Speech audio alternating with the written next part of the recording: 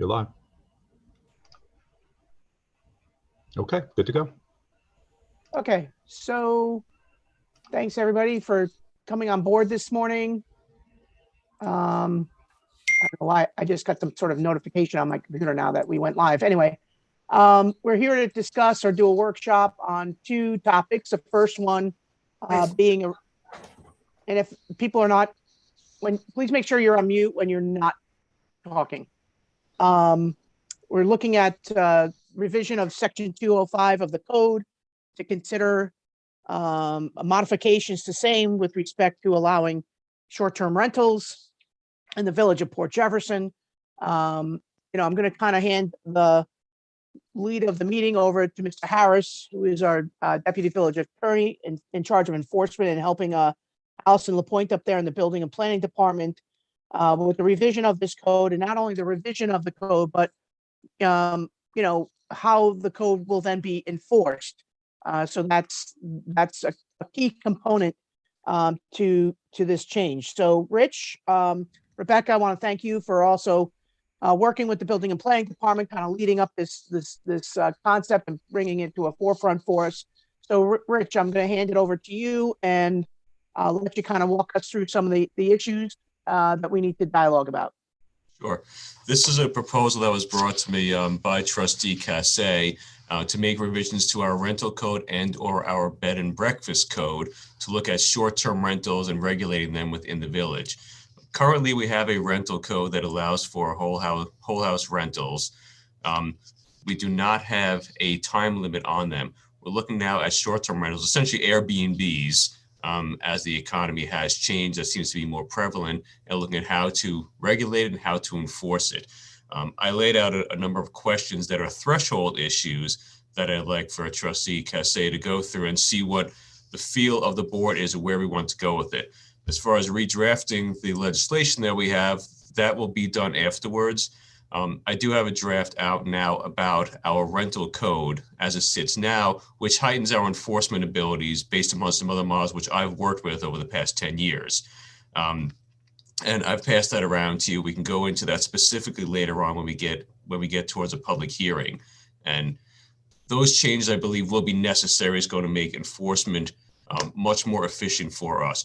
We have constables now that are working on this process as well that hadn't been doing it before, along with our senior building inspector or inspectors. The permits themselves are processed and given up by the building and planning department. And then if there's any issues, we enforce them based upon complaints. That's the one, or by patrol pickups. There are outward indications of whether there are rentals happening that are illegal, which would be excessive cars, excessive noise, excessive vehicles. These are also what we call the negative secondary effects of rentals, and specifically short-term rentals. That's how we get to the issue here today as to whether short-term rentals are proper within the village, and if so, how long can they go for, where could they happen, and then how we will enforce it. The enforcement part is my side of it. Going forward with the threshold issues of how do we want them to work, if we want them to happen here, that's where Trustee Cassay's expertise comes in and her proposal. So unless you have any questions right now, I'll go into enforcement later. I was hoping Trustee Cassay could speak about that. Okay, just one. I just want to review with the entire board. When an applicant, submits a permit to receive a rental permit for the dwelling, can you tell us what the elements of that and what we're looking for when we do the inspection and upon granting the permits? Give us just that baseline, because I believe we require sufficient on-site parking. So tell me the elements that we're looking for right now already when we're issuing a permit, so that we just at least have that general information. If Allison wants to weigh in, or Rich, whichever wants to walk us through that. I should have gone into that. The main issue with the rental permits, as always, is public safety and integrity of the neighborhoods. We do not want rooms or houses rented out that do not meet the New York State building or residential code. That's what we're there for. An inspection takes place when an application is put forward to make sure that you have smoke detectors, that you have enough room size for people that will be going in, that you have parking for people to park and not clog up the village, that you have garbage being collected on a regular basis, so it's not going to disrupt the neighborhood. Right. Okay. And right now it's the permit is only allowing the dwelling to be rented to one unit. It's not allowing the dwelling to be carved up and rented in for individual unit. Is that correct? Right, that's correct. Well, I'm Attorney Harris. I wonder, with our current rental code, it does have a section for single room rentals. So that I believe is owner occupied, allowing single room rentals under our rental code currently, with no time restriction to it. From enforcement perspective, I've never had to deal with any of those before. I had actually rewritten the entire rental code to mirror the one that I had used out east, where there's no single room rentals. I'll get the current code in front of me, but I'll defer to you on that part, because I haven't had any of those come in. And Allison, I don't know if you've had any applications come in for that either. We have in the past, yes. So under the current code, it does allow an owner-occupied building to have a room let. And where we've seen that, we've only had, I'd say, one or two. It was one individual who, was now a widow and had a room available and let it out to a college student for the entirety of the college term. And it was an owner occupied home, and she had some space and they shared a kitchen, and it was a communal living situation. So the current code does allow that. I can't say that a significant number of people seek those, but it is permissible under the current code. I'm not understanding then. I thought that bed and breakfast could have multiple rooms available for rent at any time, as long as they are, registered with the village. So yeah, that would be multiple room rentals. Right. No, it's a different permit though. So that's there's a big messy situation, because we have the rental permits and the rental part of the code, which is I think the spirit of that part of the code is for longer term rentals. So that's whole house, as well as what Attorney LaPointe was just speaking of, with like this communal situation. And then bed and breakfast can rent out to up to 4 rooms and they have their own set of it. It's in my experience a more rigorous process to get that bed and breakfast code than the rental. Right. Permit. And what is the length of stay for allowed for a bed and breakfast permit? Up to 30 days. 30. Okay. Okay, guys, what I'd really appreciate is that, people just raise your hand, because I got to manage this more like a meeting. And I think the spirit is exactly what Rebecca had said, is that, a long-term communal versus, a high turnover bed and breakfast where you can advertise the room, et cetera, et cetera. Rich? I believe that's part of what Trustee Cassay is looking to do. There's a few different elements to it. And the questions I had laid out are short-term rentals versus long-term rentals in single-family houses. We also talked about mother-daughter houses or 2-family homes, and the single-room rentals, and if we want to be continuing that. So, well, I want to be clear. I think under New York State Code, Allison and Rich, correct me if I'm wrong, I don't think that there's really anything we can do prevent somebody in a owner-occupied residence from letting a bedroom, so long as there is one kitchen and it's a communal living arrangement. Is that not correct? I don't know that that's a state code limitation. Define family. Well, define family. You go to that famous Supreme Court case that originated in Peltier. Yeah. So anyway, go ahead. Yeah. So when Egan, Brian Egan and I worked on what we currently have in the rental code, we were very careful to make sure that we followed the case law to make sure that we have a definition of family, but there's also built into that the rebuttable presumption. So we have a presumption in our code of what a definition of a family is. However, and it's defined by a certain number of people with the same family name. But then it is a rebuttable presumption, which means that the property owner can then come in and say, oh, no, here are the facts on how we are in fact a family. And then the village can say, oh, nope, you're right. There you go. So our current code has been drafted to meet that test. So I don't know that there's a problem there. That definition of family has nothing really to do with the leasing of space. It really is a much broader constitutional issue of what a family is or isn't. So I'd say that Okay. that So- doesn't really factor into this. So it doesn't go towards the longevity of the rental opportunity. It goes to more the manner by which the people are residing or living together under the roof. Yes. So, Like, so I mean, in case of Boris versus Belterre, we're to decide about whether you can actually rent out to a family. What we had followed both in Southampton and the proposal that I'm making now, which is the definition of family, and I've litigated this a number of times. It's set up as 1, 2, or 3 persons occupying a dwelling unit, or if it's 4 or more persons, essentially they are living together as a family unit, and there are indications of that too. And like Allison said, there are presumptions of whether it is a family or not that are rebuttable. I fleshed it out a bit more in the proposal that I made that I've used before, but that's really what it's either a family or people living as a family. so, but again, right now our rental permit doesn't, is there a time limit for our current rental permit? No. Okay. So doesn't require for 1 year leases or anything like that. That's really what we're trying to dig into right now is the term of these rental opportunities. Okay. Correct. Right. All right. So there's a question presented, Rebecca, and correct me if I'm wrong, about should we tackle maybe our tolerance about permitting rental opportunities unless it's a bed and breakfast, which are less than 30 days. Is that like the 30 days is, Airbnb, people come, for, I don't know how long, a week, 2 weeks, 3 weeks, or 30 days. We've been looking at this timeline. Maybe you can share with us a little bit about what you guys are looking at, what you're planning to do, or the recommendations that you'd have to the board. Absolutely, thank you.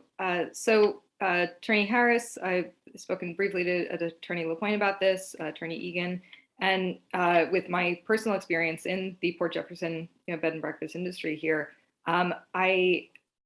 it's becoming increasingly apparent that we as a village have a lack of short-term rental opportunities for people who want to visit here in the area. We have now, since that bed and breakfast and rental codes were written, we have entered the sharing economy. That this is sort of sparked up and continues to grow as far as the tolerance of homeowners, individuals, or in the case of Uber, say car owners, to rent out in ways, interact with the public and create income with their own resources. And so what after doing a lot of research on different codes, as Attorney Harris has, looking at the possibilities and looking at our own code, the most logical route that I saw forward was to look at our current rental code, and essentially the only change there would be to state that part of the code essentially state what the spirit is, so that the rental code is for rentals 30 days or more than 30 days, whatever, whichever way we want to fall on the number 30. So that's the only thing that would happen in my logic to the rental code, is just saying, this part of the code and this line of inspection, and the methods with which you get that permit, those are rentals of over 30 days. Because sometimes you have people, they had a flood or a fire in their house and they have to move into, you can rent out for a month or 2 months. So that's, instead of doing an annual, saying that's a year or more, saying 30 days or more, they would have to get a rental permit for that amount of time. And then looking at our bed and breakfast permit, the concept is to just modernize that bed and breakfast permit or bed and breakfast section of the code to meet the current demands as far as, demands and opportunities for our residents. Because there are residents I've spoken to who either want to, stay in their homes, they want to age in place, and but taxes do go up every year, Brookhaven village taxes, and so the ability to rent out part of their home on the short term for especially our summer market, but all year long we have folks who need to come here for we at my bed and breakfast, we have a client who repeatedly comes for a week or two at a time because he's lives in Germany but owns a company here in on Long Island. And so there's as well as our weekend travelers from anywhere, New York City, the tri-state area, people coming for weddings, people coming for birthdays. That's a lot of our clientele. But then you also have people who are looking to have these shorter term stays, just a place to lay their head, be able to freshen themselves up, in sort of this bedroom, bathroom, no kitchen scenario. And so looking at their bed and breakfast code, there are just a few changes that, if the board was tolerant of updating it, looking at lines like, the separate entrance line, where essentially the bed and breakfast code is very clear on you cannot have a separate entrance for your guests as opposed to the innkeepers. This is something that traveling a lot using Airbnb, VRBO, there's a great opportunity for, again, our residents who might already have an entrance to sort of these mother-daughter suites. I know that Rich and I like to have the debate as to whether or not makes it a two-family home or not. But again, I think not having the kitchen aspect in there, which the bed and breakfast code currently prohibits, a kitchen in the bed and breakfast area, retaining that and saying, if you retain the character of a single family home, a separate entrance isn't a problem, because again, even before the pandemic, but especially in light of the pandemic, you have travelers and honestly people who would be happy to host, but they don't want to have that shared, essentially the shared living room. And Okay, so I think we understand, why people are looking for short-term rentals. But I think we need to delve more into what are the mechanisms or options that we have, and are we going to restrict it to, I don't know. I'd like to hear more from your thoughts on how we can do this. What sections of the code, enforcement issues, concerns. Regarding enforcement, one of the strongest concepts that I stumbled upon was, again, from my experience, there is a Suffolk County hotel motel tax of 3% that is required to be remitted for all short-term rentals. And so if a homeowner applies to have an owner-occupied short-term rental, whether it's a room, a room bathroom suite in their house, they, obviously with the first application they would not have this, but to re-up the application, which the bed and breakfast code currently says after 1 year you must reapply, and then thereafter it's 3 years. So after 1 year, if the homeowner looks to reapply, they would have to submit receipts from their hotel motel tax remittance, which shows that they have been collecting and remitting this 3% tax from anyone who stayed, rented their place and stayed. And so that would show us as a village that this is not a long-term rental unless they're cutting 3% out of their own profits, which seems really silly. That they as homeowners have collected this, which is also required by Suffolk County for any Airbnb, VRBO, that they have collected and remitted this. But again, it shows that that helps us with enforcement as far as knowing that they are complying to that 30 days or less. Okay, so Rich, how do you propose? Is it easier are we looking at two revisions of our code, the main rental section and then a revision of the bed and breakfast as well? Is that what are the recommendations we're looking at here? Yeah, that's to me how we would handle it. The rental code itself, I'll be making some changes, but it's really more about the enforceability of it. presumptions to show that it is either multifamily residence or rented without a permit or overcrowded. That would be just within Chapter 205. The bed and breakfast code, which Rebecca and I had spoken about, would be putting those short-term rentals under the bed and breakfast code. The reason being is we're looking for owner responsibility of it, just like a true bed and breakfast. They should be held to the same standards because you're going to be in a residential neighborhood with transient short-term rentals that could have those negative secondary effects.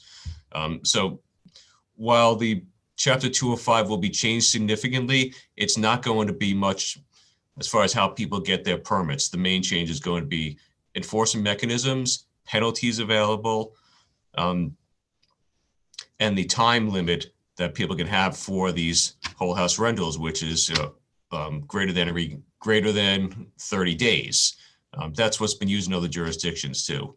The bed and breakfast one, that's going to then include the short-term rentals. Now, Okay. as far as enforceability, what Rebecca says obviously is a very interesting concept that could certainly help to track it and to bring it in. As far as boots on the ground enforcement, that we get these through patrol pickups or through neighbor complaints. If there's those external issues, we're going to know about it.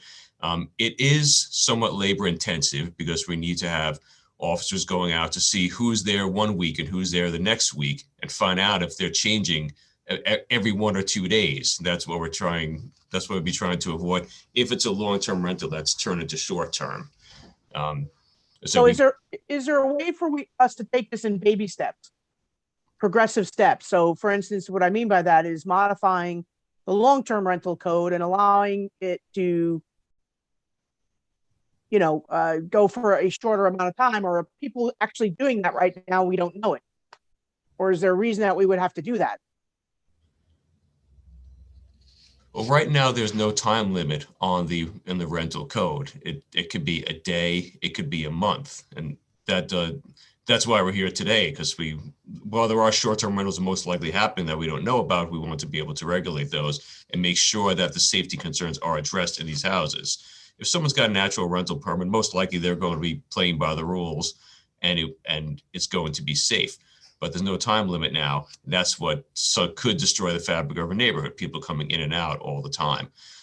So is it possible for a baby step just to take the rental permit and then allow it for a shorter amount of time? I believe we can do that so long as the vetting process is similar to the B&B. I'll defer to Rebecca on that too, if you think that's a possibility. Yeah, it's an interesting step. I think the two sets of changes would work well in concert because they're essentially the thought is to bring into compliance any individual who is renting out short-term, a room, a suite in their home, to give them that opportunity to come into compliance because again, safety, if they're in compliance, they don't have to be afraid to list on Airbnb, VRBO. But again, having gone through the rigorous bed and breakfast process, it is something that, I'm glad for in a great sense, because I know that, we have smoke detectors where they should be, egress, all of this is being followed.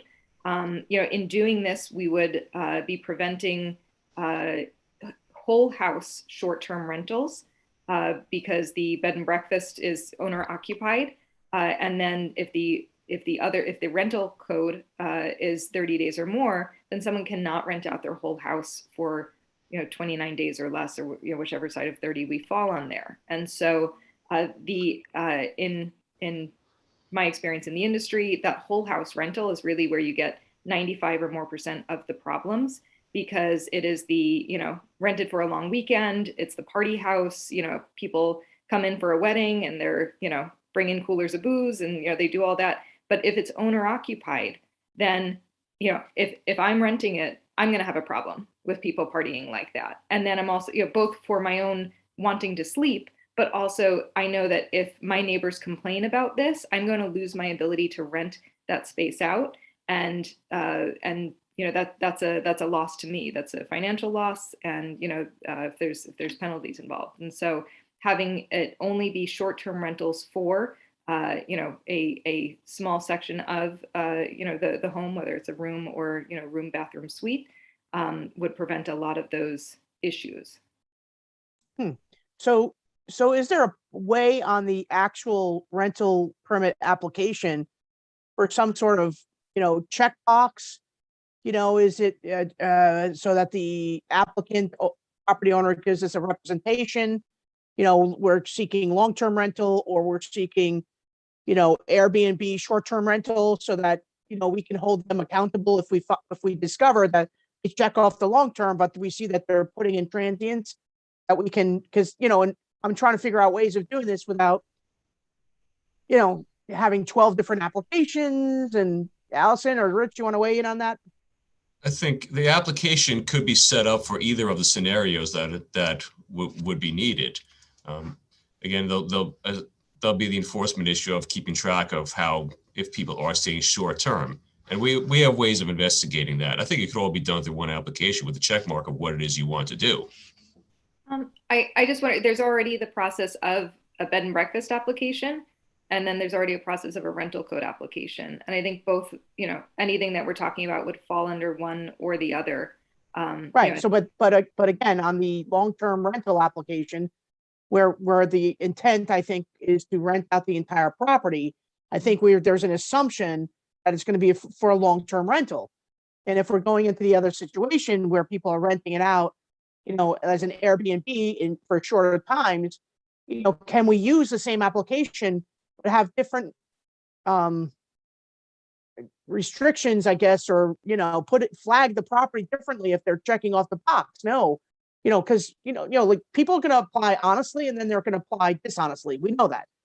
It's Sure. happening already. But how do I need to hear from, my team, how they plan on doing this. I'm just offering a suggestion without, creating 3 different types of application processes.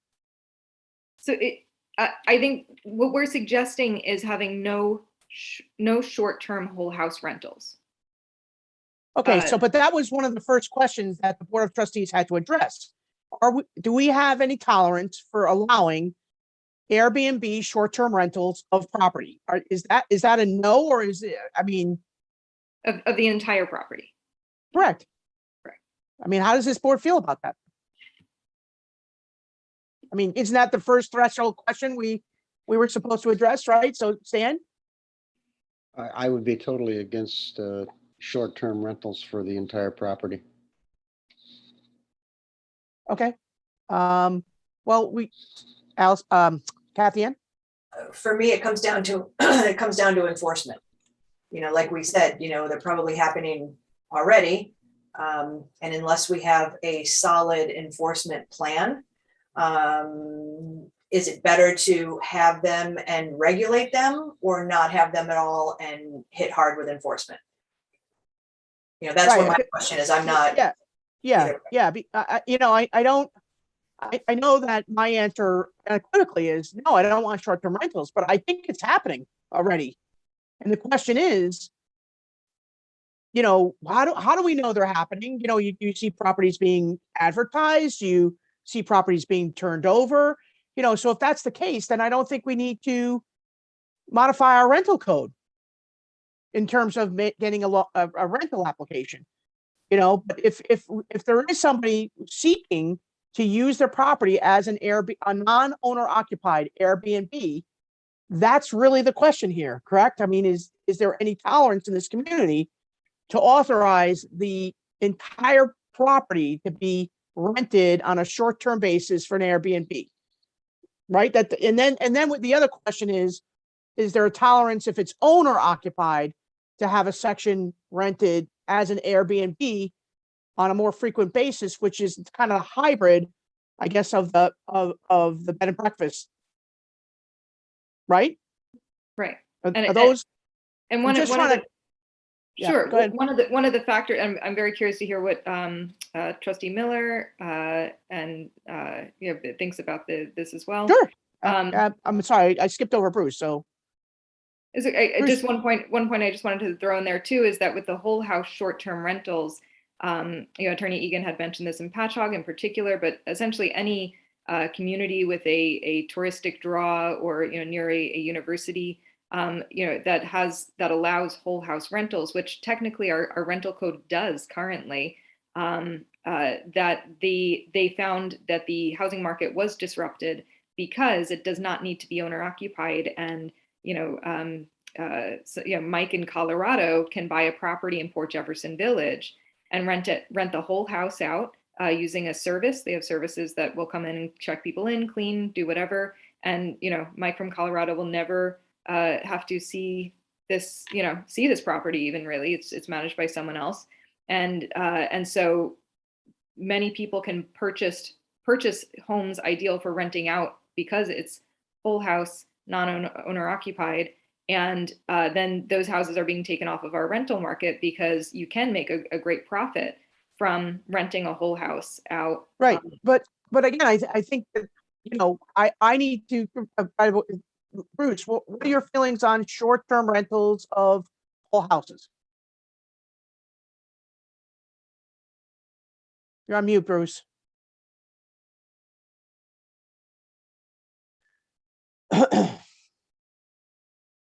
Apologies. I have some problems with them. We have problems with enforcement. I think at this level, we've got some bed and breakfasts that are fine places, well regulated, but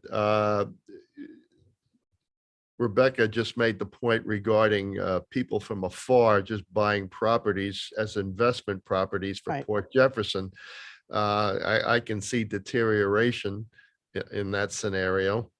I could see lack of control, certainly. We've already discussed renting the whole house for a party weekend. I obviously, we need to prevent that from happening. One strategy is to have it owner occupied. I think that's a positive direction. But I'm enjoying the discussion and will continue to attend.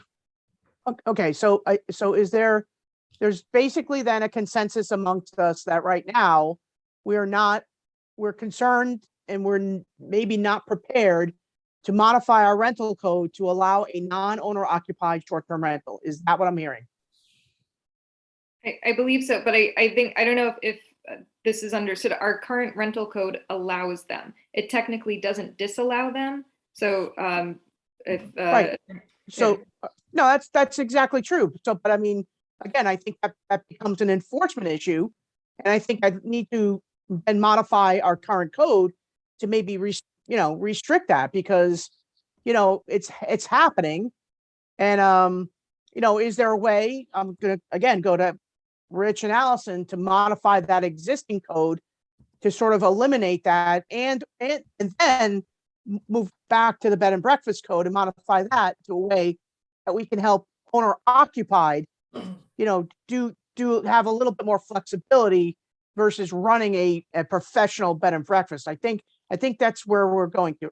And Stan, I see you had a comment. Yes, I think if we change the code to not allow short-term unoccupied properties, I think your enforcement issue is going to diminish because certain people will abide by our code, whereas right now, everyone can rent without any restrictions. If I could Kathy Ann? So Right. let's do a reality scenario. So Rich, you get a call today that says, I think my neighbor has an Airbnb. He's operating this as an Airbnb. I don't like it, letting you know. What happens? What's the reality today under the current code? What can we do and what can't we do? Under the code right now, if it's somebody that does not have a rental permit, that would be a violation of Chapter 205, plus any other violations that we see. If it's illegal parking, property maintenance issues, overcrowding within the building, that's what we can go after. And we have investigation techniques to find that out. The proposal that I'm making, the change to 205, you do not have, the rental permit has to be 30 days or more. So when you've got the rental permit, not having it, second, or hopefully you would have a rental permit and it's turned into a transient rental. You have Right. the Give me transient my rental room. violation Good. as well. So you put that onto it and you can revoke the rental permit after that. The penalties that we're also looking for that I'd be increasing to what we had out east is fines of up to twice the amount of the rent that was collected during that rental period, which has a way of dissuading people from violating that code. Okay, but if, let's assume they do have the rental permit for under the code and everything is sufficient for that rental permit, how are we proving that it's not a regular rental and it is a short-term Airbnb? So Because it- again, without the teeth and being able to prove it, it's worthless. And I completely agree with that. The ways that I think a lot of cases have been brought up, and unfortunately, again, as the current code stands, if somebody gets a rental permit and decides to rent it for the weekend, there's nothing technically that's technically not a violation of the code as it stands. But in order to have a viable business, one has to advertise, and usually, these sites, Airbnb, VRBO, and so a quick monthly search, or if neighbors, are curious and look, is that a rental? They would, 9.5 times out of 10 would be on either one of those sites, because that's that's where travelers are looking to find their rentals. And so as far as enforcement goes, if they're advertising, that's it right there. You can print out that page and say, hey, you're advertising for, a weekend for a 3-day minimum, your permit does not allow that. So we would have to have, part of our enforcement team to regularly check those websites for the 11777 zip code, and not wait for the complaint, because I think once you get the complaint, you're well into whatever is happening and going on. I think, that should just be a regular protocol of our enforcement department to be checking those.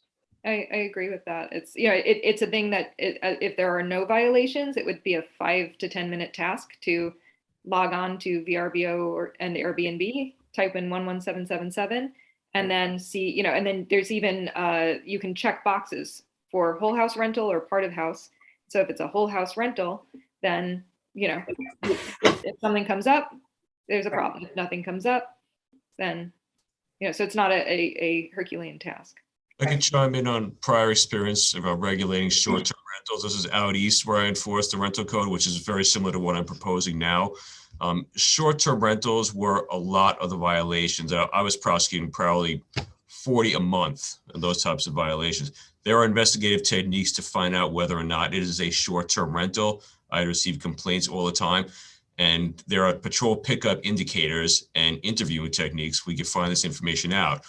We were so busy that going to Airbnb or VRBO wasn't even necessary. We didn't have the time to go into it because trained investigators can pick this up and get the information, which resulted in many successful prosecutions. Again, I can't go too much into that in a public setting. That's investigative techniques, but yes, they can be enforced.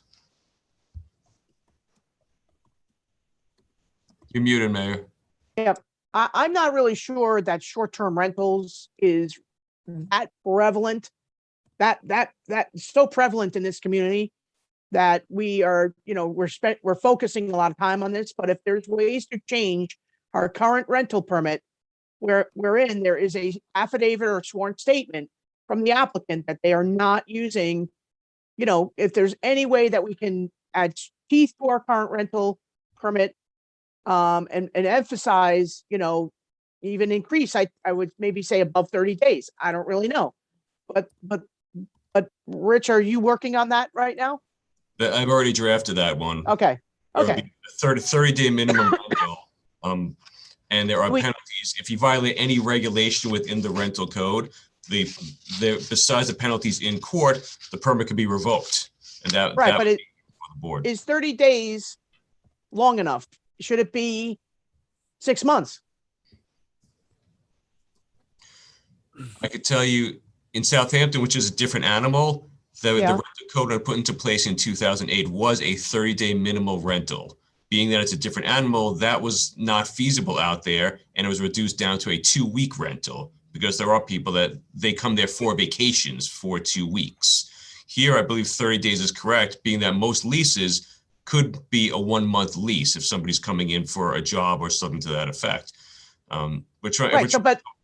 Right, so I need the Board of Trustees to be clear and understand that right now, you can have a 30-day, we're permitting a 30-day rental in your neighborhood of the entire property. So I think is that not true?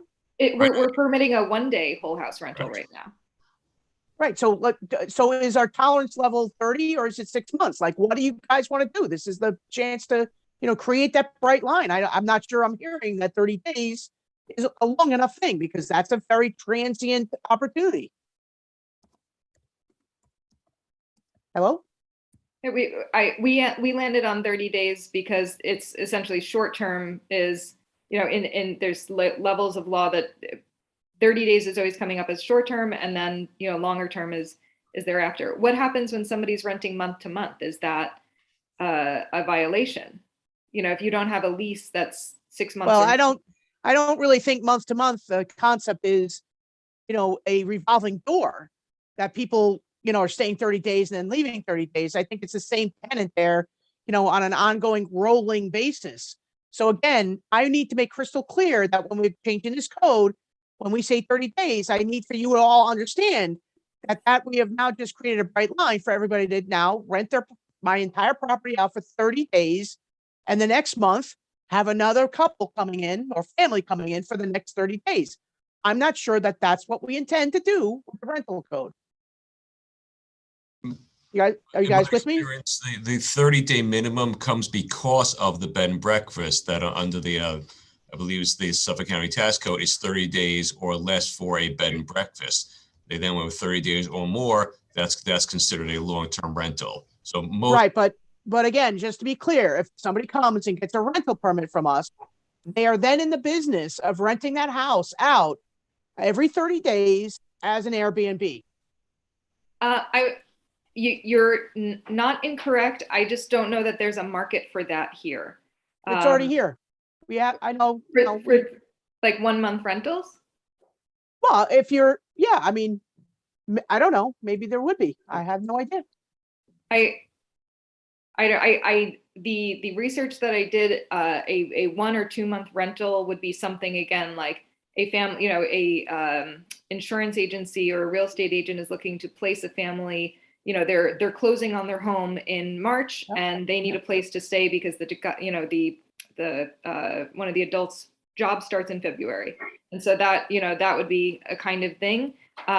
Also, from a landlord's perspective, changing your whole property over every month is not very appealing. And so I know that there's a great demand for long-term rentals here, and I would think that that's it's easier and lucrative.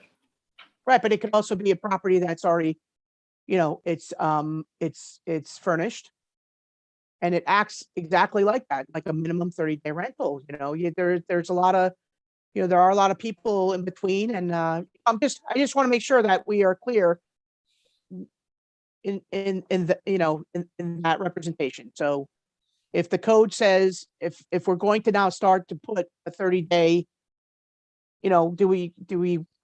we're clear that means that they can then go and rent it every 30-day period, right? I mean, whether practically it happens or not in the marketplace, that's what we have.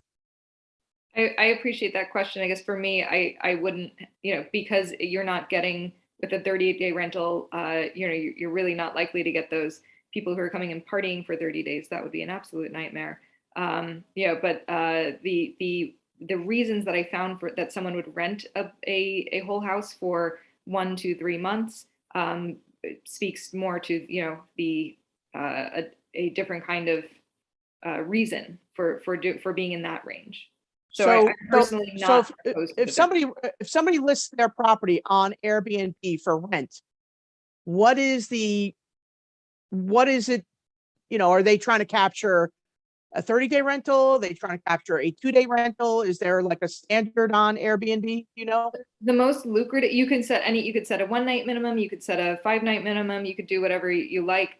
But you know, it's most lucrative to do shorter term rentals, because when someone's renting out a longer period of time, they don't want to drop $5,000 based on your nightly rate. They're looking Right. for a home rental, or like a short term, you know, a long term stay hotel kind of thing, because the rates are going to be more conducive. You know, I've never met a person who wanted to rent our whole place for 29 days, which, you know, it's that would be, you know, a semester at SUNY New Paltz. So Right. you And know, so, but you as the owner of the bed and breakfast, I wouldn't really know, you know, if for per se it was advertised on Airbnb. And again, I'm just trying to flesh out the situations. You know, if somebody said, hey, can I rent that room for a month? Even though our code restricts that, and it might not be the price that prevents them, because you could offer them a package deal that we would never know about. You know what I'm saying? So like, that's up to you in the marketplace, really, because, you know, once somebody starts advertising, you know, whether it's under the B&B or under the house rental, you know, we don't regulate how much a person spends, or how you package that 7-day visit versus a 2-night visit versus a 30-day visit.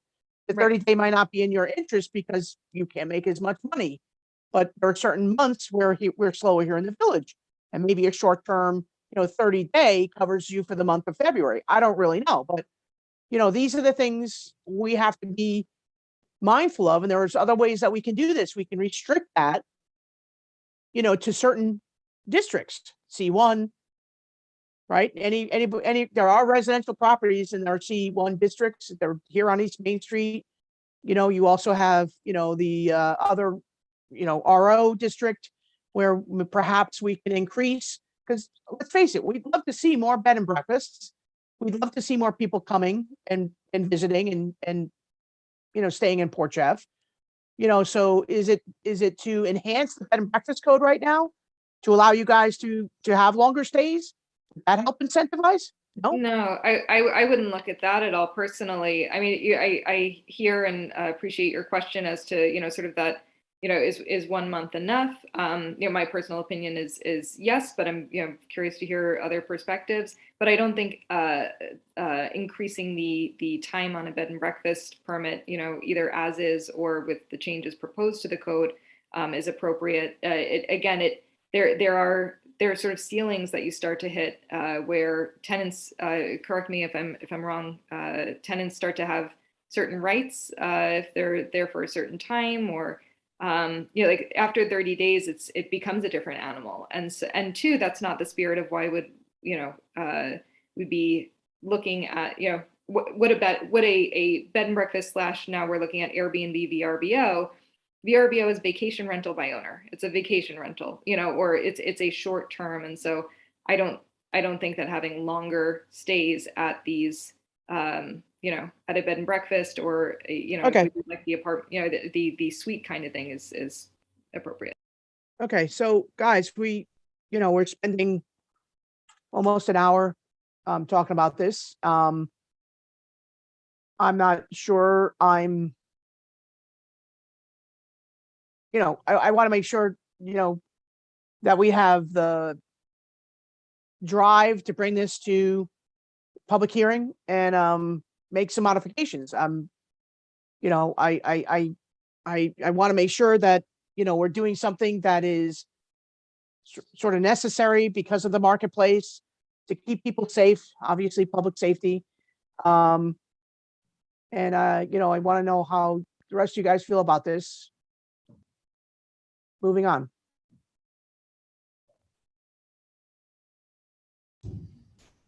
Rich?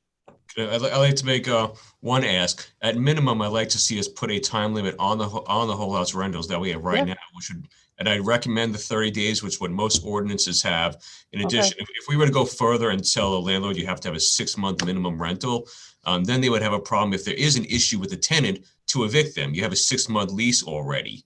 If you have a 1-month lease, then you can at least go through the process and you can have at least a holdover non-payment proceeding afterwards. I don't want to put somebody in that position, especially with the way rental evictions have been happening over the past 2 years or so. So I'd recommend the 30 days is used by most ordinances, even the city of Beacon that I believe Ms. Cassay and Michael Mart had submitted to. That's also a short-term rental, which is all they have there, and it has to be 30 days or less. So that's what I'd recommend, at least for that part. As for the owner occupied, that's the other issue, which I'll leave that to the board to talk about. Thank you. Do you guys want to, you know, I set up a certain amount of time for this work session. What do you guys, what's your tolerance level here, guy? What, you want to talk about that now, or what do you want to do? I think we better wrap this up and move on. We've got Okay, so big so issue do you- to talk about. Do you want to get the modification of 205 modified and bring that to the board? And then we can work session on modifying the other owner occupied section, look at that a little bit more closely? I think Yes, that makes sense. I'm saying yes. Is it possible to give Attorney Egan just a temperature of other board members so that if, sorry, not Egan, sorry, Rich, Attorney Harris, you know, a temperature as far as other aspects of, you know, other questions go, owner occupied short terms, so that if Attorney Harris can also amend that code and, you know, send it out before a work session so that we just keep this moving forward. I know our work started on this in late summer last year. And so as much as you know, I agree with Trustee Laux that we do have another big issue to speak about, you know, this just sort of appreciate a timeline, keeping it forward. Yeah, I mean, you know, Rich, I don't mind. I mean, I just think that because I know, you know, right now under the rental code, people are renting out rooms in their houses. You know, if they're going to start advertising, this revision would give them then the ability to advertise renting of these rooms a lot more, like creating a business restricted to paying sales tax and all. You know, again, I think that the board has to come up with a tolerance level. Is that happening throughout the village, or is it certain districts? So, you know, we can bring that to so that it's ripe for a conversation for us to kick around. But I also don't. So let me take a tolerance level right now. How many board members are interested in seeing that happen before, you know, we send Rich to the drafting board? Because as I agree, we have a ton of things on our plate, and for me, enforcement of what we already have needs to take priority over drafting stuff so that, you know, we're expanding a marketplace. So Stan, I know you're probably saying we need to move on anyway, but do you have tolerance for Rich to change the code for owner occupied rentals? Owner occupied, yes. Okay. Bruce? I think that's a yes. I've asked I him can't. that. Okay, good. Kathy Ann? I'm with Stan about enforcement. Yes, but any of this comes down to enforcement. Like I said, Right. you pull up Airbnb now and it's currently happening. So I think we need to focus just as much on enforcement, whatever it is we decide, but I'm definitely, you know, willing to move forward with that. Right, okay, so let's have some internal conversations again, and then we'll come back to work session. And I thank you, Richard, and thanks, Allison. Can I ask, without opening up Pandora's box, right now, Allison and Rich, most of the properties that you're enforcing are resulting from complaints, but you are finding some that are being advertised, and we're being proactive about those. And to the best of your knowledge, last time we did a sort of an inventory check, I want to say the majority of those were compliant in that they already had a rental permit. Is that not correct? I have 3 in court right now for not having a rental permit and being short-term rentals of whole houses. Okay, but that's okay. Thank you for that. All right, let's move on because Allison, I think, has left us. I'm here. Okay, so you know, you had indicated to me, Allison, that a while ago, you know, we had done an inventory on the rental permits, and it was a pretty good count that we had. So largely, people are complying, correct? Yes, we do get a significant number of single family dwelling rental permits. And of those, I don't know if how many or if any have been flipped because they turned out to be short-term rentals. But I think largely since we've instituted the single family dwelling rental code, great number of people have come in voluntarily, and those who hadn't, we've then got brought up to speed and are following through on their permits. Okay, thanks. If I could just make one last comment, to the extent that there are short-term rentals taking place and there are no permits in place for that, our first and highest duty is public safety. I'd rather have the opportunity to have our inspectors go into these short-term rentals and make sure they are safe, much like a B&B, much like a whole house rental too. Because right now you can go into an Airbnb. If there's no rental permit, you don't know if it's safe, what's supposed to be there, if there are smokes or not. That's where I'd be most concerned, why I think this is a good idea. Okay. Thanks. Yep. Nope. Appreciate it, guys. All right. Let's so continue your work. Let's bring the portion that's ready for public hearing up for public hearing. Let's continue to work on the other section and commit to these work sessions, because we got to advance these initiatives. The next topic we have to discuss is where we are with the Bluff and steps since the last board meeting. As I think where we left off is the lower Bluff project. Obviously, there were plans that were put in place, and we ultimately did get our DEC approval and the Army Corps of Engineers approval late last year. We put the project out to bid. We had several bidders, and we have a low bidder that has located the materials. He has told us that he's had put the materials on hold for 30 days, which would be the cost of steel being a major impact on this project. And then, that low bidder came in around 5 million. As I think I had disclosed to the board members, 5 million minimally would have an impact of over a 15-year bond, would cost $340,000 a year. We can write to our plead with our legislators to extend that debt service out to a 15-year, which would help offset the burden to the taxpayer. I do have meetings set up with Engelbright and Senator Palumbo. And, that project, basically that lower Bluff line, we're going to be posting all the approved plans and permits up to the website so everybody can start, seeing everything. Honestly, this week, I run out. I can't believe it's Friday and we're in our work session. We're trying to gather all that information to get it up to the website. But this is a very rapidly moving concern, because this week we met with the engineers again, and they gave us like an 80% plan of what needs to happen on the upper part of the cliff to stabilize that, which is an additional steel wall. And that is to support the building. And that price came in a little over 3 million, was it, Joe? Because they didn't give us any of the hard copies. That was an estimated cost for the upper, yes. Okay. We'd have to wait That- for the formal proposals to come in once the final design is done.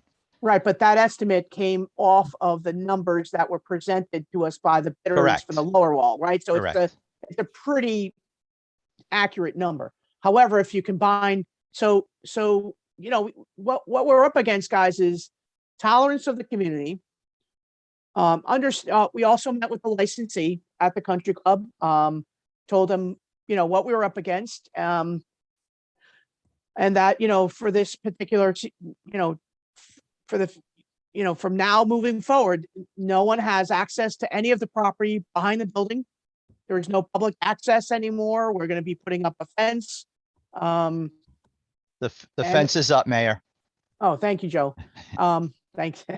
So, because we're very concerned about, safety, after the last board meeting, and this issue got, promoted or disclosed in Newsday or whatever. There was an article. We had a lot of people going to the edge of the cliff and looking over, and we just have to, for liability reasons, we have to close off this area. It's very dangerous. There is a lot of erosion. And And so, And you this know, this storm is not going to be kind to that bluff with the high winds coming in with the snow. yeah, that's true, but I think I think what's more harmful is torrential rain. Right. You know, at this point, because we have to manage, you know, we have no more greenery, we have no more buffer. You know, when the rain is coming down, it's going right over the edge. All the vegetation has been lost. So stabilization of this slope is key to having any ability to either preserve what's above or to enhance what's above.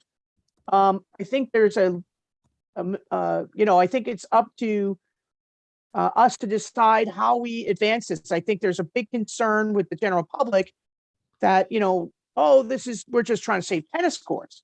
I'm not trying to save tennis courts. We don't even have a tennis membership this year.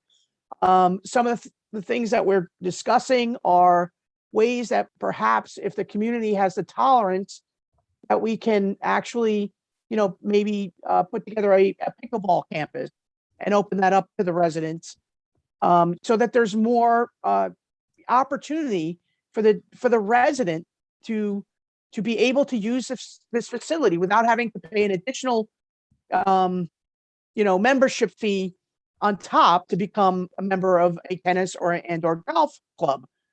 So, you know, so there's, you know, I'm almost done. So it's whether or not this board has the tolerance to advance the lower stabilization and slope project at this point, and then go out to bid again for the upper wall, or figure out ways to offset the costs of this entire project. Or if we wait for the upper wall design to come in, package them both, and go back out to bid for the entire project, which would delay everything till probably after the summer into the fall, because the timeline for materials is 90 days to secure the materials. If we do the lower wall now, we lose our beach for the entire summer because they have to stage the entire project down at the beach. So, you know, do we put this up for public vote as a package in the June election and let the community make the decision?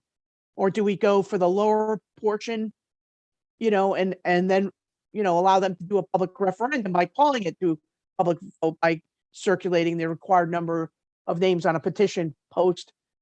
Because, guys, once we award a contract to a developer or the contractors to hold the price in place, you know, we basically are obligated, you know, to do this job. And then, you know, we are also looking at granting opportunities. Joe's working with, you know, government officials and engineers on trying to find money from FEMA, hazard mitigation money, restoration money. It's a complicated issue that we're dealing with here because there are many factors. So, Stan. Yeah, a couple of questions. For the lower wall, the materials are readily available now. Joe? Is that what he said? He has a price hold until March. In terms of obtaining them, it's probably, I would say, a 4 to 4 week, 6 week period time frame. Okay. And I just did some quick math here. If we combine the upper and lower based upon their estimate, we're looking at $550,000 a year payment on a bond. I like potentially. No, I think the idea of creating complexes up there that the village can partake in is going to certainly help us if we have to have a referendum.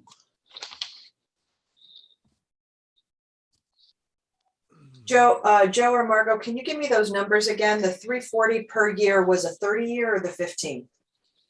15. That was the 15. Right. So if we get legislative relief and we get to, you know, it's almost like a mortgage, right? That go out to 30 years, then, and the 340,000, we can borrow upwards of 10 million at 340, you know, because we're stretching this thing out. But, you know, I think, you know, because there's, you know, we just put the lower project out the bid and we had no idea the numbers were going to come in so staggering. And I think it's because of everything else that's happening out there in the marketplace and in the universe. You know, some people are saying, hey, why are we spending so much money? You know, we don't have access to this facility. We're not, you know, we don't play tennis and all these other, you know, these are valid points. Why are we having to pay for it? Well, you know, the country club is still a village owned asset. You know, the facility, the licensee does pay the village $240,000 a year in revenue, which is valuable to us. If we do not protect the slope by stabilizing it at the base minimally, you're going to continue to have severe erosion, which is just going to then impact at some point that building altogether. Joe, you met with a demo company, I think the other day, because we are trying to get numbers on what it would cost to demo that building. Because, you know, we'd have a situation with the licensee no longer to occupy the building. We lose the $240,000 in revenue each year. And then we're stuck with a building that we either have to demo or repurpose somehow. So it's like it keeps morphing, right? So Joe, did you meet with a prospective demo company? I did. I met with them on Wednesday afternoon. I was hoping to get an estimate or some type of range to demo, remove, and dispose of all the building materials there. But unfortunately, I was unable to get that estimate before this meeting. But I will share that with you as soon as I do get it. Okay. So, you know, there are other ways that, we had, when people joined the tennis club, that money went directly to the Port Jefferson Country Club enterprise account. And those courts were maintained and staffed using those membership monies. If there's a way for us for the village of Port Jefferson to provide programs there to help us pull in additional revenue to offset the debt service, that's something that we're working on right now. Because, that would be another way of providing a revenue stream to us. Rebecca, I do see your hand. Just give me 1 second. There's also debt service that the Port Jefferson Country Club membership pays for, which was a course renovation. And that bond, we met with Denise. I think that bond is going to expire. I forget the number. Barbara, maybe you can confirm that number for me. I do have my paperwork here, but Rebecca, why don't you talk and I'll see if I can find my paperwork. Sure. So I just wanted to, I do want to follow up on what was just said, wondering where, if there was a pickleball complex built, where that was going. I know the board has talked about getting a survey for an area west of the current tennis courts. To me, if that's the area that's being looked at, I'm concerned about that, because we'd then be talking about removing more, plant matter, trees, things that are helping to hold the bluff up there. And so if that is the case, I'm concerned about making our problem worse. But if it's not the case, I'm just wondering where the complex might go. Dan? Yes, I don't know if you can see this. Can you people see this at all? Yeah, just up. Higher. Yeah. I thought that's the upper court area, and I'm just fooling around with that. We could use the southern portion of the existing upper courts to put in pickleball complex with greenery on both sides and greenery to the north. We'd have considerable distance from the bluff to the new fence line.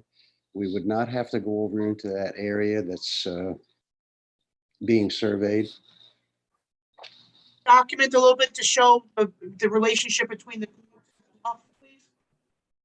Your so we can see your document. Can you see? Okay, it? so yeah, just lift it up. Lift it up. Pull back, yeah. And a little bit more. Keep going. There you go. You can see, I think that there is what is the distance between the bluff and the proposed fence? 55 to 65 feet. And that, Rebecca, I think that amount of distance between any, fence line or public access space, let's just say, and the top of the slope would allow us to do some more stabilization of both the up, and I'm asking you, the up land, as well as, when the slope or the cliff is planted under the, grant, project one, because don't forget the splash wall goes well beyond the forecourt area, and the planting of the slope is also, called for in the initial, the $5 million project. So all of that would help stabilize the bluff, and any be pulled back an additional 50 feet from the existing bluff line, which is pretty significant. Yeah, I think any kind of planting, both, on the slope, if it can be made to stay, and on top of, the flat surface near the edge of the cliff, can only help, with roots, helping to stabilize. It's not a silver bullet, unfortunately, because we, as Right. we've seen entire trees floating down the cliff there. Now, where would the tennis courts be in that? Would there be no more Western tennis courts? No, what I would like to propose is take the 4 lower courts and move them towards that lower parking lot. Right now, we have 20 feet of greenery between the fence line and the parking lot. I would recommend moving those courts 40 feet, which would give us I think 55 to 65 feet from the bluff on the lower court section. Has anyone given us a rate of erosion on this bluff, whether the DEC or Army Corps? Has anybody given us that number? An average number? Since No. 2000, Joe, I confirm me if I'm wrong. I think since 2016, what was the number of feet that we've lost? I don't recall off the top of my head. I do have an email that I can look up and share with the board at a later date. It is pretty significant since that time. And unfortunately, it's really driven by the weather. So it could reduce over the next couple of years, or it could stay where it has been or get worse. So my fear is. So it's a moving target. Right. So for any of these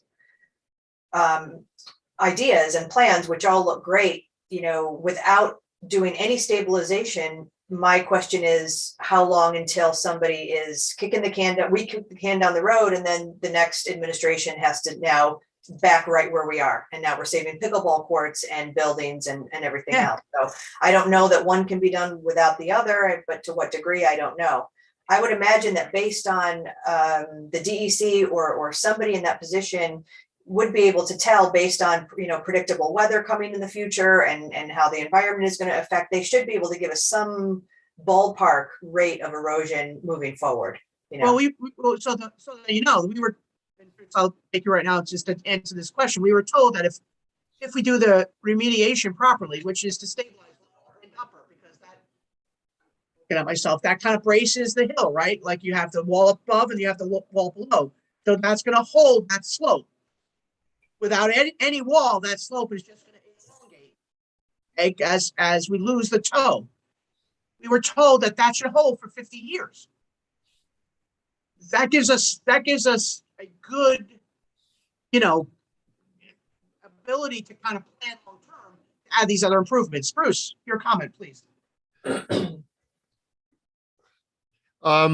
Just from a public relations point of view and selling this concept, with my experience with the CAC was that we did receive some flack about the amount of vegetation clearing on the golf course, and I'm wondering if we could sell the Bluff holding plus other areas in that area as wildlife vegetation, if that might help orient some people in their thinking, just thinking out loud.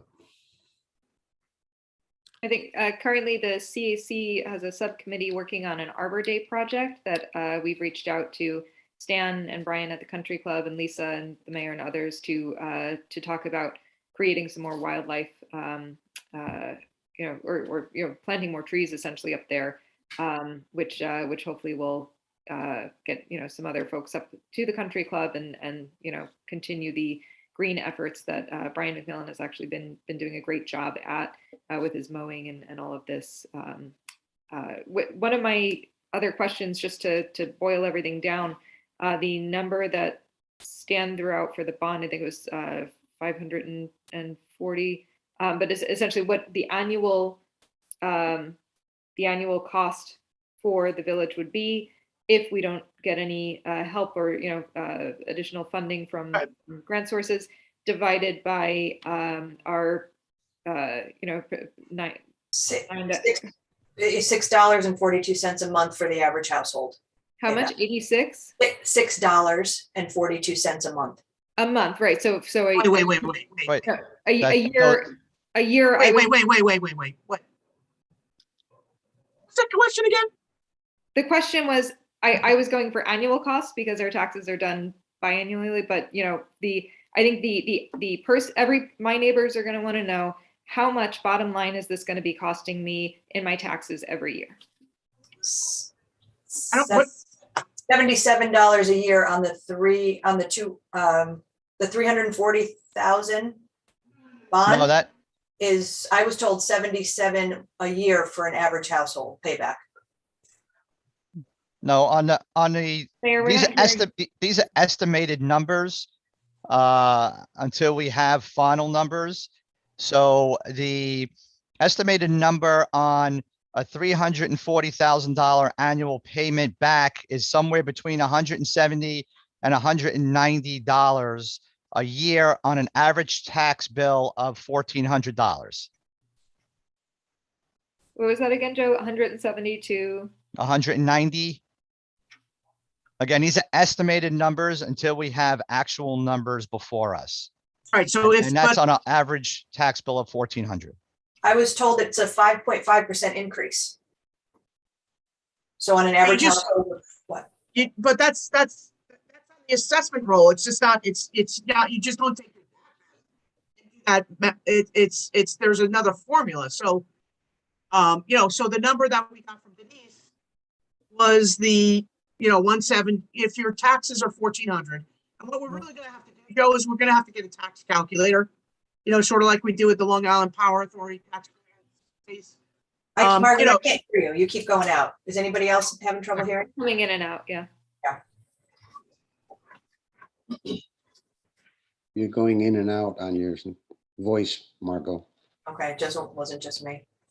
We also need to continue to consider that we're going to continue to lose revenue from LIPA. So just another factor in the equation.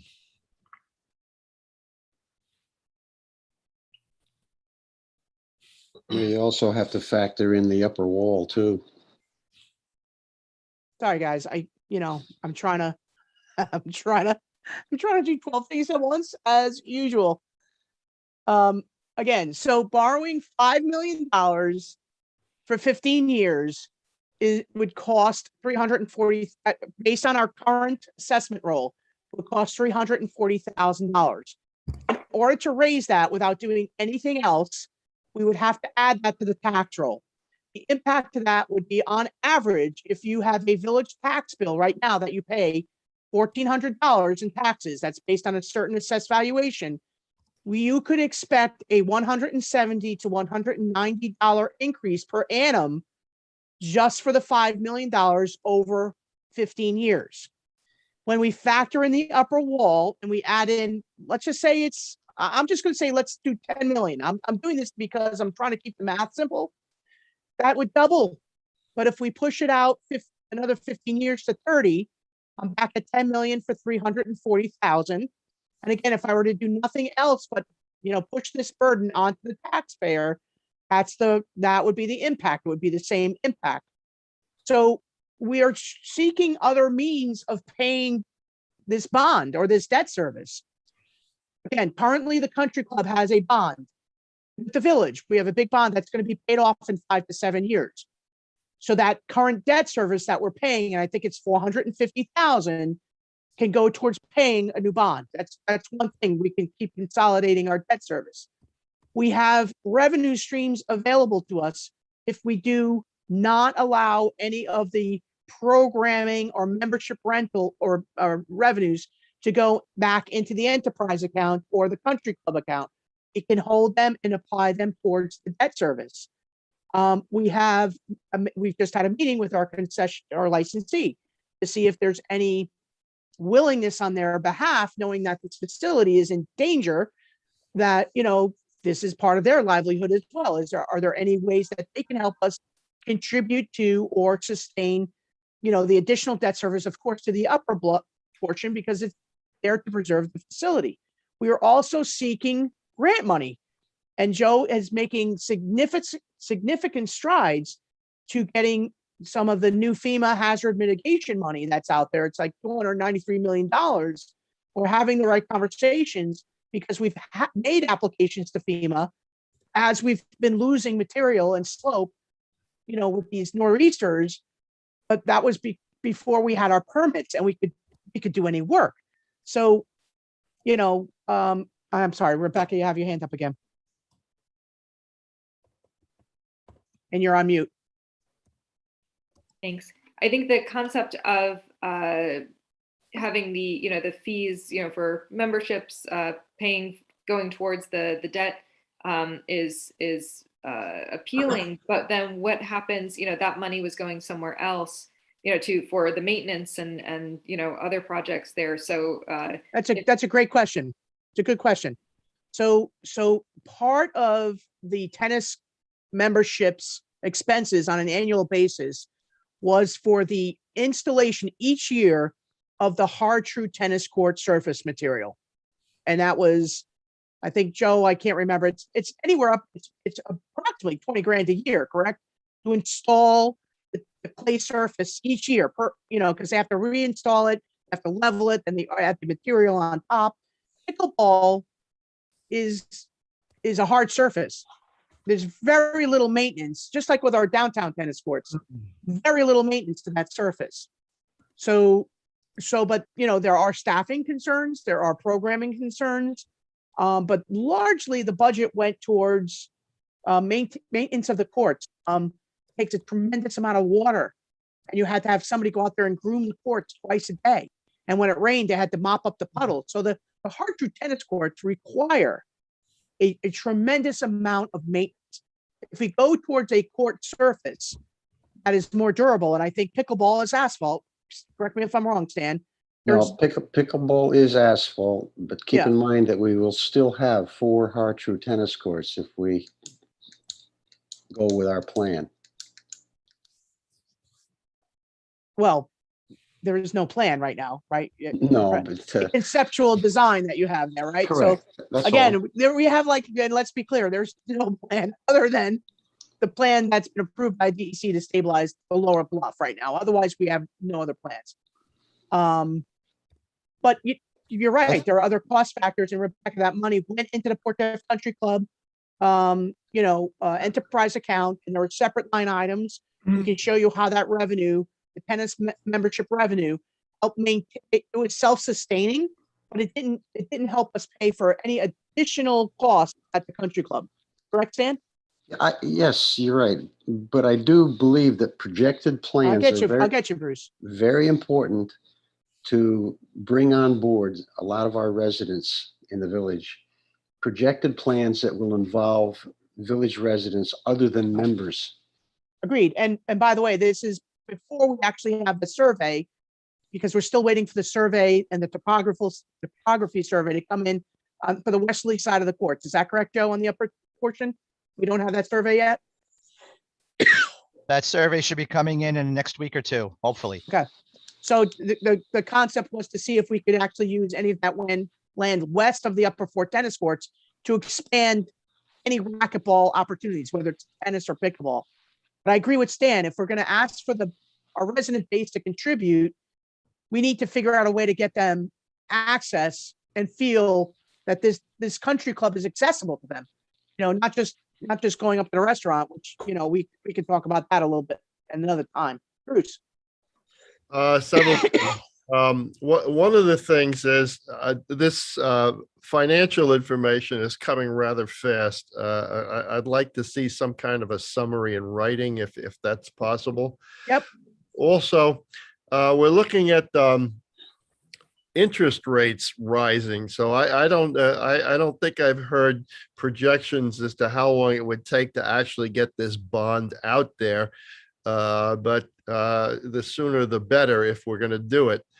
And just the public relations that we are talking about that Stan just mentioned, we need to really emphasize the value of the country club to people who don't use the country club, because this has to do with their real estate values.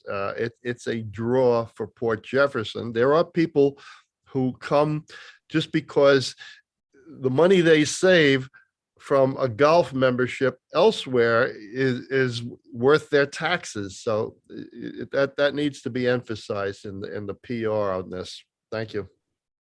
Okay, so just I want to clarify something with you. Thank you, Bruce and Rebecca. Before Joe, the 170 to 190 impact per household with the tax of 1,400. That's for the $10 million borrow or the $5 million borrow? I believe it's the 5 million, but I will confirm that. I just confirmed with Denise. Is So it 5 or 10? The 170 per year is for the 10. The first numbers I gave were for the 5. Is that Oh. is that the 30-year or 15-year bond also? That's important. I think 15. that's 15. Yeah. So I mean, basically what I'm hearing then, and we will verify this, and Bruce, I agree with you, because the 170 impact is for the 10 million over 15 years.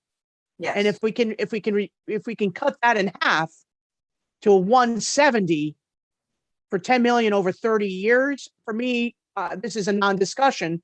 And I mean this with all sincerity, because I do believe and I trust that there are ways for us to effectively figure out revenue streams and ways of offsetting almost, I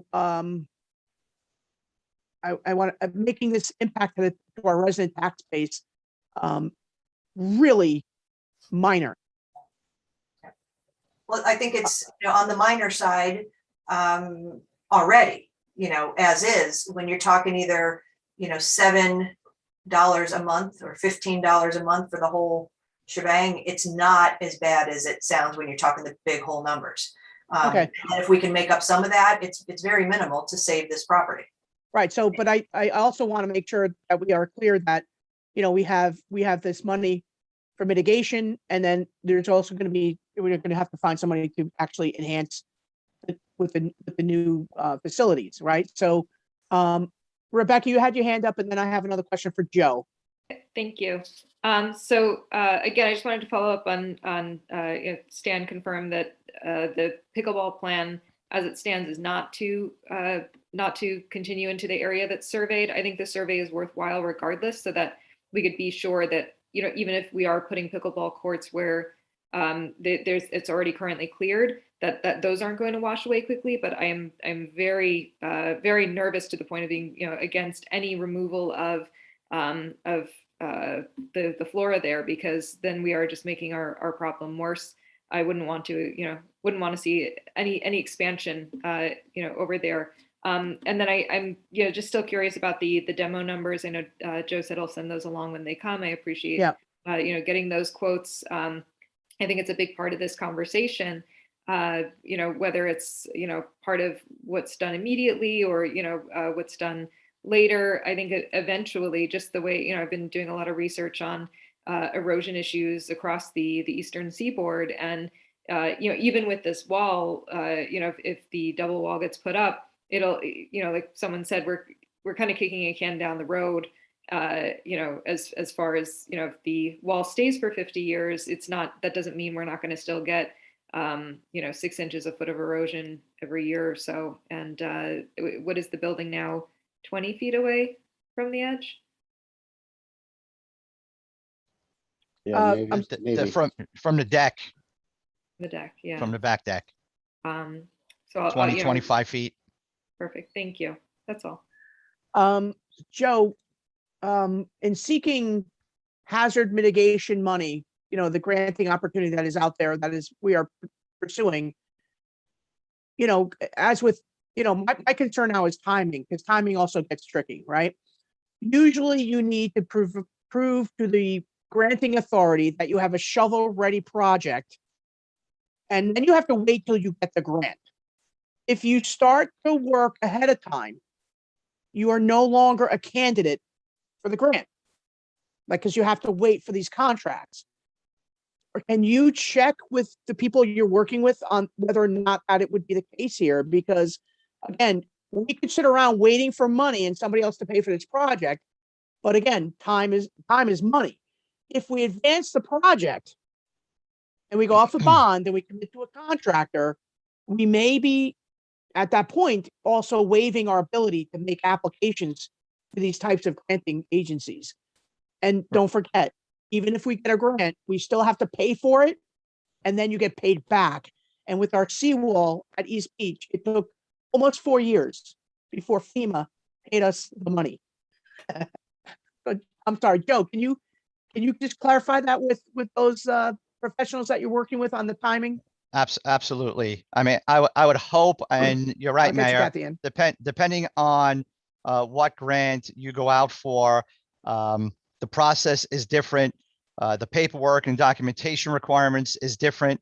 I would hope here on a mitigation type of grant that contracts and documents do not need to be completely in place before work starts.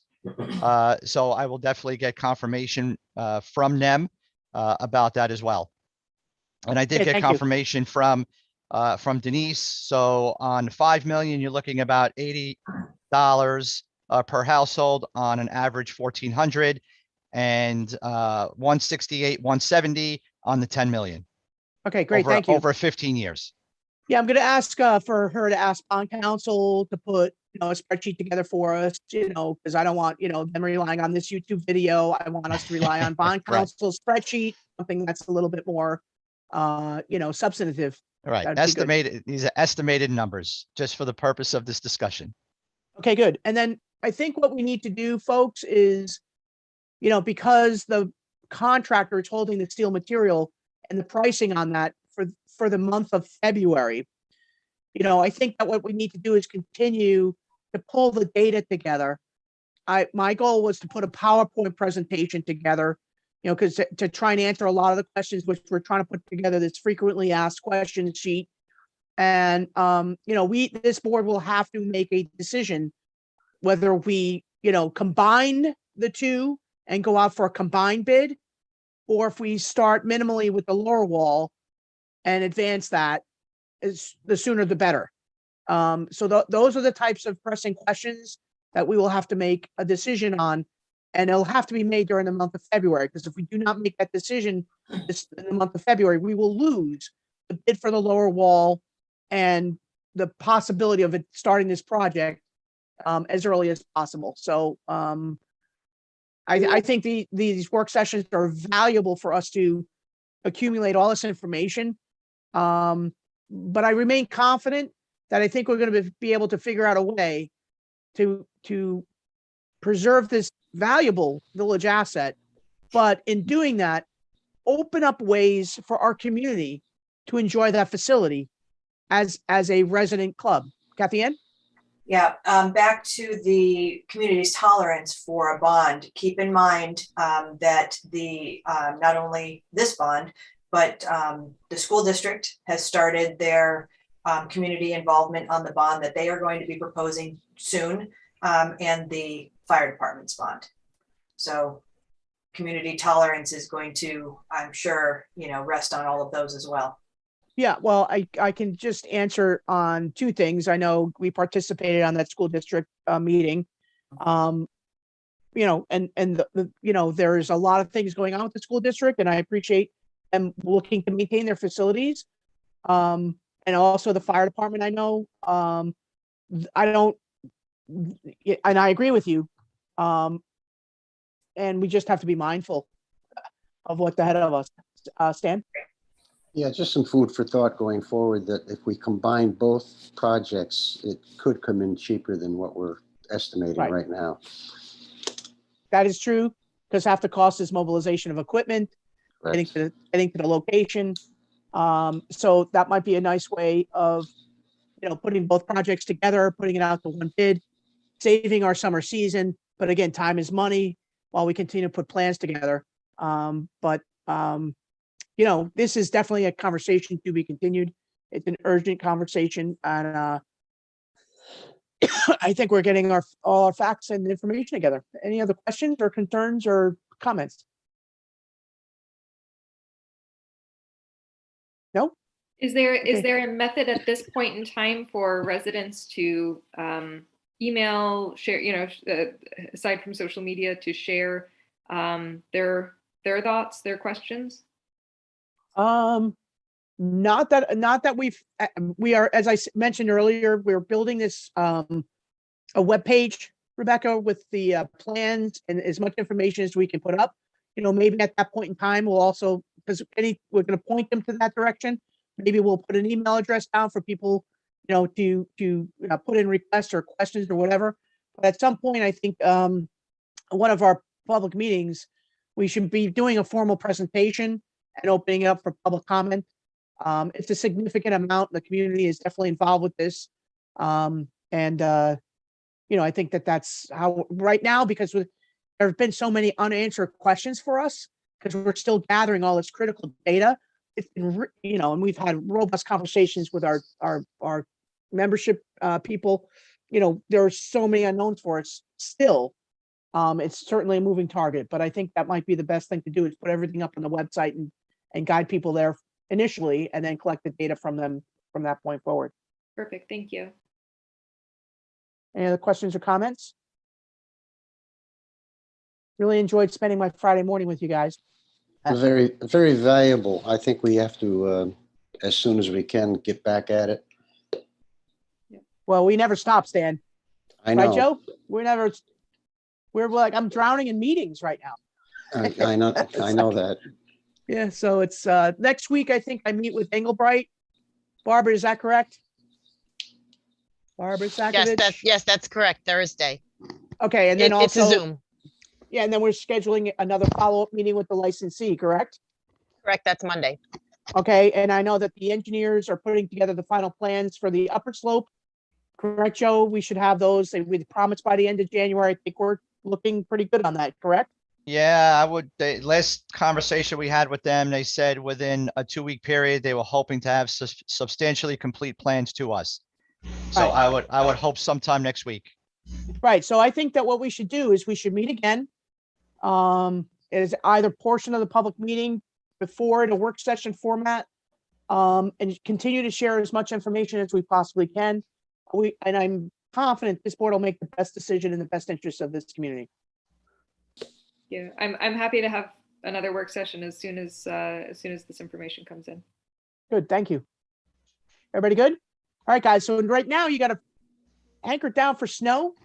Make sure you charge your devices. Make sure you fill your gasoline tanks. If you have a snowplow company, make sure they're up and ready. Get your shovels out. Get your snow bunnies on, and stay home and stay safe. Stay off the roads tomorrow. That's what I'm going to be. I'm going to be telling everybody, stay home. Margot, when Get is ready. that meeting that includes the senator?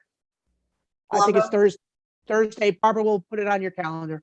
Okay, just because, speaking of snow and speaking with Steve Gallagher yesterday, there was an incident on Arlington with the snowplow sliding down that hill. We have to get that end of Arlington taken care of. I actually have a call with the senator's assistant Monday afternoon, Okay, and I planned on raising that issue with her at that call, on that call. Yeah. Okay. Yeah. I'm sure Steve is very much aware of the danger in that area now. Our Steve. So hopefully whoever's covering that section of the village knows only to plow up to the toe of the hill. well, you Yeah, can't, he's got to go down the hill because of the neighbors that live there. Otherwise they'll be stuck. Isn't that The road two- closed? Yeah, but they got to get out of their driveways. they gotta, you know, yes, you can't get out onto West Broadway, but they need to get out of their driveways and they're down, you know, near down the hill. So he said he's gotta go down, but it's dangerous. The whole situation is beyond dangerous. So it's gotta be done. All right, well, listen, guys, I'm ending the work session because this is, you call a work session for specific purposes, not to have a board meeting. Thank you for your time. Stay safe, and if you need me, you know how to find me. Thank you, everyone. Stay All safe. right, guys, bye. Bill, be safe. Bye. Bye.